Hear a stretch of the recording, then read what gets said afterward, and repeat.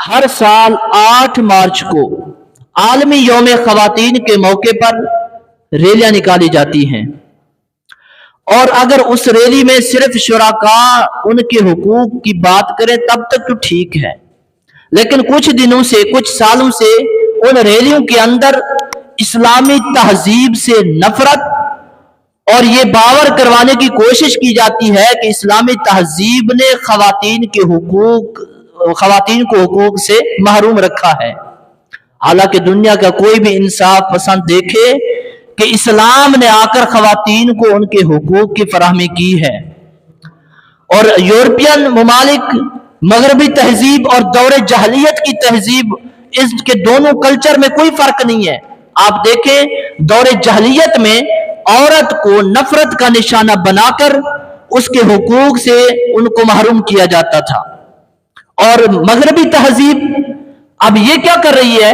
मगरबी तहजीब औरत को हवस और ख्वाहिशात का निशाना बनाकर उसकी इज्जत और उसके एहतराम को पामाल कर रही है, और ये फकत इस्लामी तहजीब ही है जो औरत को नफरत की बजाय शफकत और ख्वाहिश की बजाय इज्जत, तहफ़्फ़ुज़ अता करती है। ये सिर्फ फकत इस्लामी तहजीब है। लेकिन आजकल हमारे मुआशरे में क्या है कि इस मार्च को आड़ बनाकर इस्लाम के ऊपर तरह तरह के हमले किए जाते हैं कि आपको ये पता नहीं है कि इस्लाम से पहले औरत की क्या वैल्यू थी। इस्लाम आने से पहले औरत को किस तरह का दर्जा दिया जाता था। औरत को अगर हैज आ जाता तो उसको घर से बाहर निकाल दिया जाता था। अगर औरत मतलब बेवा हो गई, उसका शौहर फौत हो गया, तो उसे कोई सलाम तक उसके घर में नहीं जाते थे, उसे घर से बाहर निकाल देते थे, तो इज्जत ही नहीं थी। जिंदा बेटियों को दफन किया जाता था, उनको जमीन के अंदर गाड़ दिया जाता था, और ना मां बहन की, ना बीवी की, किसी की कोई इज्जत नहीं थी। लेकिन इस्लाम ने आकर औरत को एक मकाम दिया।